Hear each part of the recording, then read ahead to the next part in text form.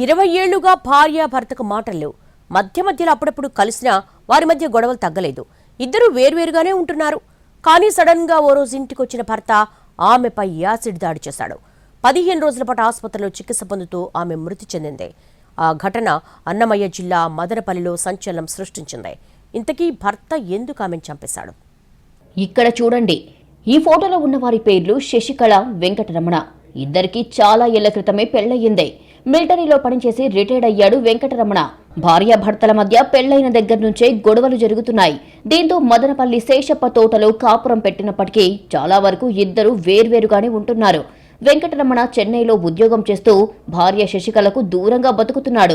మరోవైపు శశికళ గత 20 ఏళ్లుగా శేషప్ప తోటలోని ఇంటిలోనే నివాసం ఉంటుంది. ఇరువురి మధ్య గొడవలు జరుగుతున్నప్పటికీ వెంకటరమణ భార్య శశికళ కోసం ఇంటికి వచ్చి వెళ్తుండేవాడు. 20 ఏళ్లుగా భర్త దూరంగా ఉంటున్నా శశికళ కోసం అప్పుడప్పుడు మాత్రమే వచ్చేవాడు భర్త వెంకటరమణ. ఇలా అప్పుడప్పుడు వస్తూ వెళ్తున్న వెంకటరమణ అక్టోబర్ 6న కూడా సాధారణంగానే వచ్చాడని అనుకుంది శశికళ. భార్యతో మాట్లాడాలని చెప్పి వచ్చిన భర్త ఒక్కసారిగా ఆమెపై యాసిడ్ దాడికి పాల్పడ్డాడు. బలవంతంగా ఆమెతో యాసిడ్ తాగించాడు. అంతేకాదు, దీన్ని ఆత్మహత్యగా చిత్రీకరించేందుకు ప్రయత్నించాడు. ఈ పనికి వెంకటరమణ తమ్ముడు కూడా సహకరించాడు.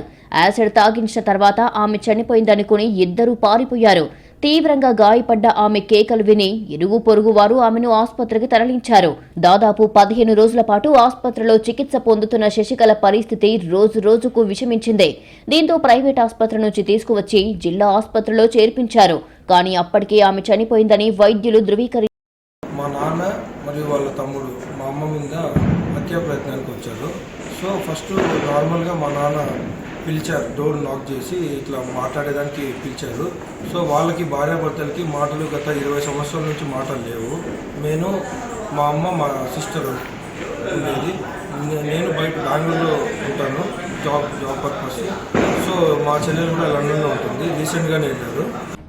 సో డోర్ ఓపెన్ చేసిన తర్వాత వెంటనే మా నాన్న కూర్చొని మాట్లాడతారండి. కొంచెంసేపు మాట్లాడినారు. దాని తర్వాత మా చిన్నాన్న అంటే మా నాన్న వాళ్ళ తమ్ముడు కళ్ళలో కారం పొడి చల్లి సో ఇద్దరు కొంచెము ఆమె మీద పడి కొంచెం యాసిడ్ పోసినారు. మింగలేదంటే గొంతు మీద కాలేసి చాలా దారుణంగా ఇచ్చేశారు. తర్వాత ఎవరు చుట్టుపక్కల ఉండే వాళ్ళు నివాసికులు, మా పిన్ని అక్కడే ఉంటారు నియర్ బై.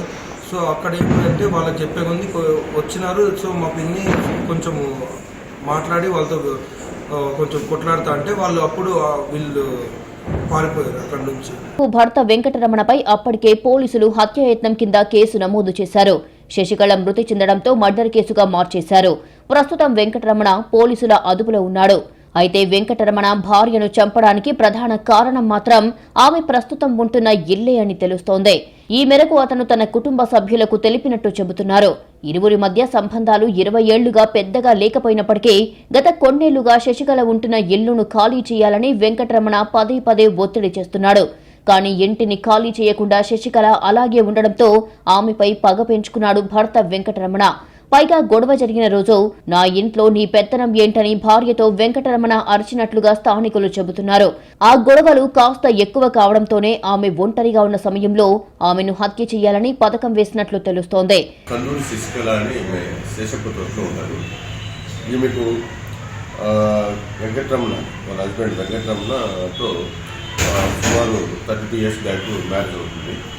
ఆయన వెంకటరమణ నుంచి BSFలో వర్క్ చేస్తాడు. ప్రజెంట్ ఆయన BSF నుంచి రిటైర్ అయ్యి ఇప్పుడు CCTలో ఏదో వర్క్ చేస్తున్నారు, ప్రైవేట్ వర్క్ చేస్తున్నారు. ప్లస్ వీళ్ళు విడిపోయి కూడా 15 years అవుతుంది. భార్యాభర్తల మధ్య చిన్న చిన్న సమస్యలతో విడిపోవడం జరిగింది. ఈ నెల 6వ తేదీ ఉదయం 9:30కి ఎవరైతే వెంకటరమణ ఉన్నాడో ఈ వెంకటరమణ ప్లస్ అతని తమ్ముడు నాగన్న ఇద్దరు కలుసుకొని వాళ్ళ శేషంలో ఈమె కంప్లైంట్ శశికళ వాళ్ళ ఇంటికి రావడం జరుగుతుంది. ఇంటికి వచ్చి డోరు నాక్ చేస్తారు.